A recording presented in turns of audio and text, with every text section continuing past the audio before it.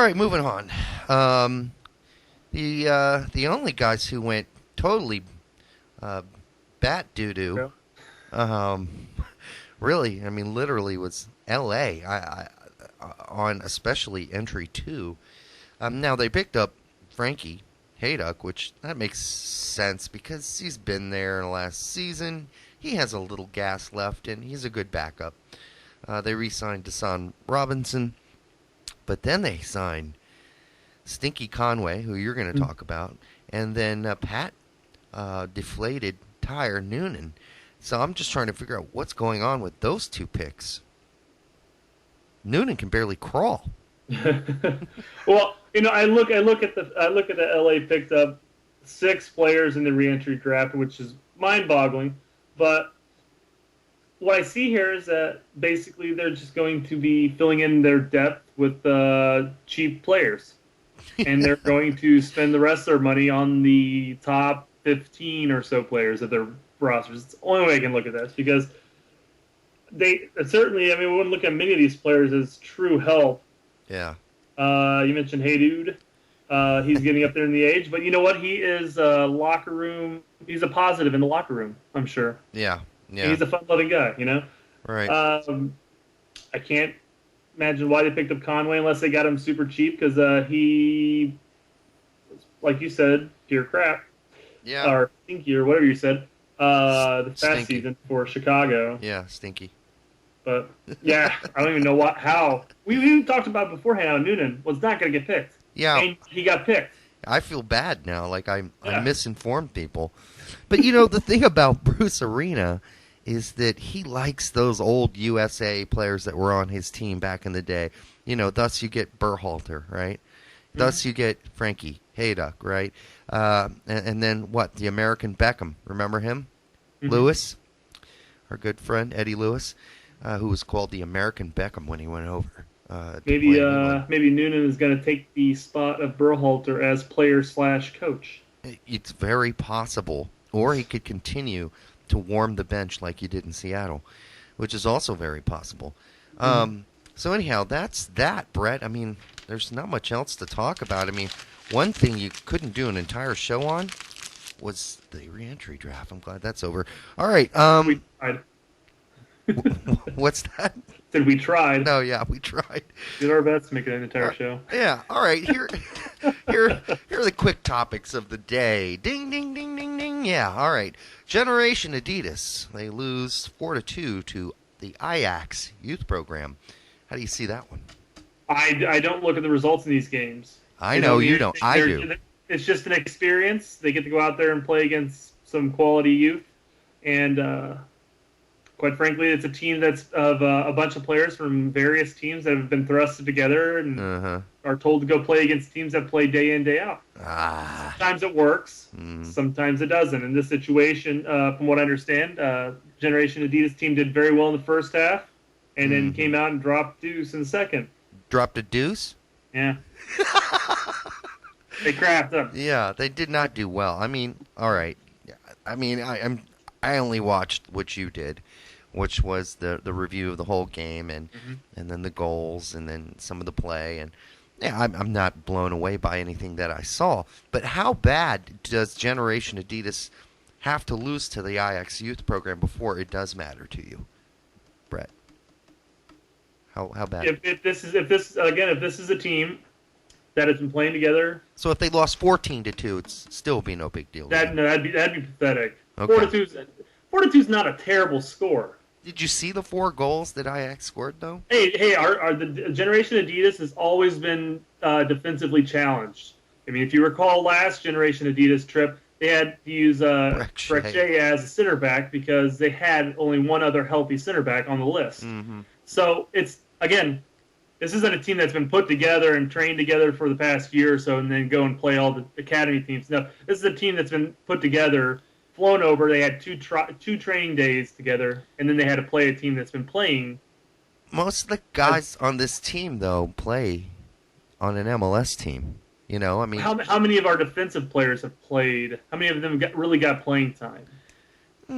but not all the faults and you know the weaknesses on this team are in the back. 4. No, I'm not disagreeing with that at all. I'm just saying some players on the team have gotten significant playing time. Some have not. They gave up 4 goals. 4. I'm not saying it's great. I'm just saying that 4-2 result does not bother me. To a bunch of 17-year-old kids. Dutch kids. I'm just saying, Dutch kids that haven't played first division ball in a league that a lot of people say is no better than MLS. And most of our guys are MLS kids. And a lot of them have had significant playing time in the MLS, including Breck Shea. And I don't know, we got kind of thoroughly whooped, I thought. That's just me. Thoroughly whooped. I would have liked, I mean, they did a lot better last season in some cases. But the tour's not over. There's still 2 more games, so we'll see how those, although the 2 games that they're playing to come up are against much weaker sides. This is not like Ajax, the Ajax. And let's be fair, I'll be fair. Yes, the Ajax youth program is world-renowned. They sell a lot of players out of the Ajax program, so I'm not gonna deny that.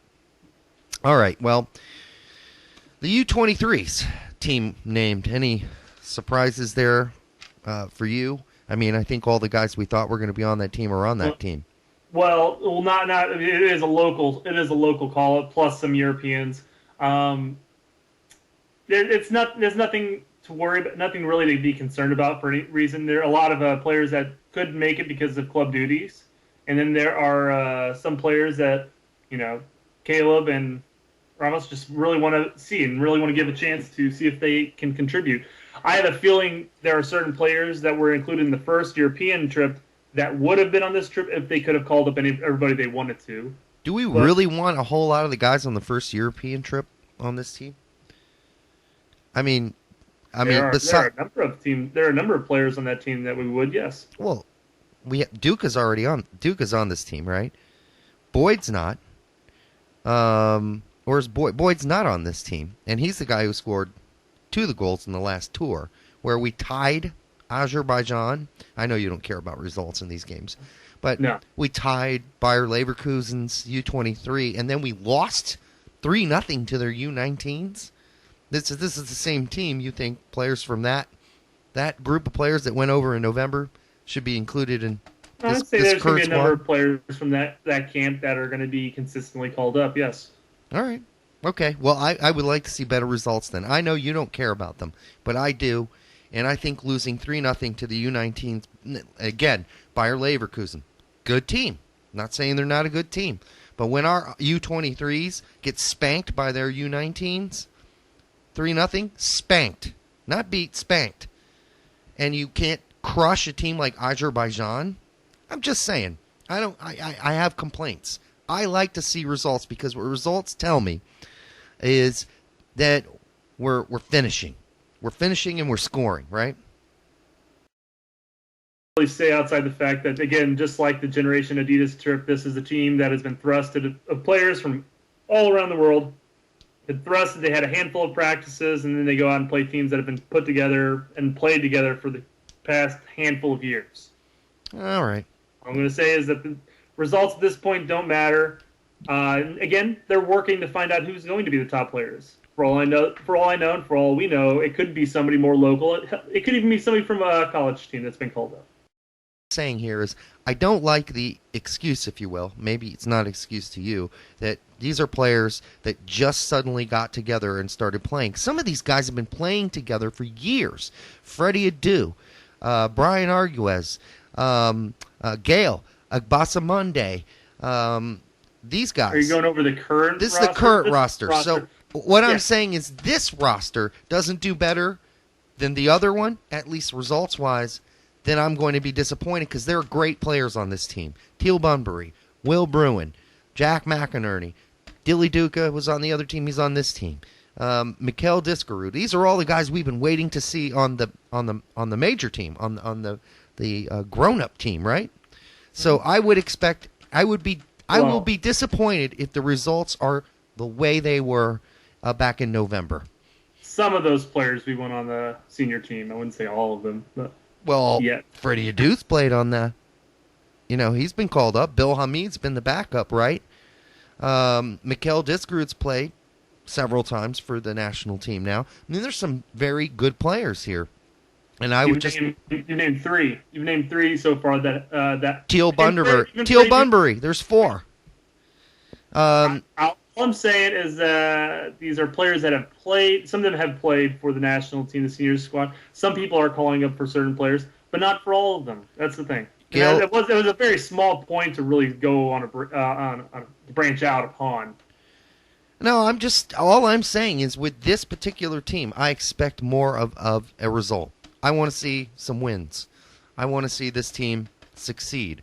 I want to see this team, particular that we put together, do better than the U23 team we sent to Germany and abroad otherwise in November. Am I asking too much? We should at all levels. We should aim for a win. In the U23, we should definitely aim for more results than comparison to say the U20s or U17s, because those are still, in my opinion, more developmenting years. Yeah, U23. As U23 should be primarily all pros, or in our case, just out of college or getting out of college players. No, it's not too much to ask for results. I'm just saying we should take some of these results, especially since they're friendlies and since these are camps involving various players from that have played and have not played together throughout the years. We should just take the results with a grain of salt. Are we missing? Is there anybody missing on this team? What about our young friend at RSL? Lewis Gill? Yep. Rumor is there is a U20, or not rumor is, there is going to be a U20 camp around this time frame also. Actually, it's going to be in January, but my take on this is somebody like Salgado and Gill are both going to be working on the U20 team rather than being called up to the U23s. Yeah. All right. That's fair. Although Gill has been playing with the big boys. The MLS. I think he could do well at the U23 league. I'm not discrediting him at all. I'm just saying I think he's probably going to be called up to the U20 team instead. Yeah, I agree. Probably will happen. All right, well, let's move on. Tim Ream talk. The babble is, well, it's kind of interesting. West Brom's Roy Hodgson said, I guess not long ago, he wasn't really that interested in Tim Ream, and then he came back and said, well, I'd be interested on taking him on loan. I don't see that happening unless it's just for a very short period and before the MLS season starts. So, we may see Tim Ream, at least for this brief period after during the January or the winter transfer, we might see him go to West Brom on loan. How's he gonna get a work permit? Yeah, exactly. Do you have some form of parent heritage that I'm unaware of? Isn't that the most frustrating part of this conversation? He obviously doesn't even come close. Although other players have gotten away with it one way or another, playing enough of the required games to even go on loan in England. Maybe Jurgen will send in a note similar to what Bradley had to do for Gusan. What, that he had sex with Ream's mother and he's actually Ream's father, and thus he's should get a Euro. you got to look at it. Exemption. Bob was calling Ream up. Jurgen's calling Ream up. Several England EPL managers really see a lot in Ream. Mm-hmm. He's got the talent. It's just he doesn't have the credentials to meet the work permit status. That's what's going to hold him back. Yep. And they might make an exception. They might not. Yeah, and you don't know, because I think there was a time where that would have been laughed off because getting a work permit in England, they would have said, "What, you can't find an English player?" And that's why they have those requirements. Well, they have to play 75% of their national team games because it's frustrating for some of a lot of English fans to continually see these foreign players come in when they're not really developing their youth program. But okay, that's another whole story.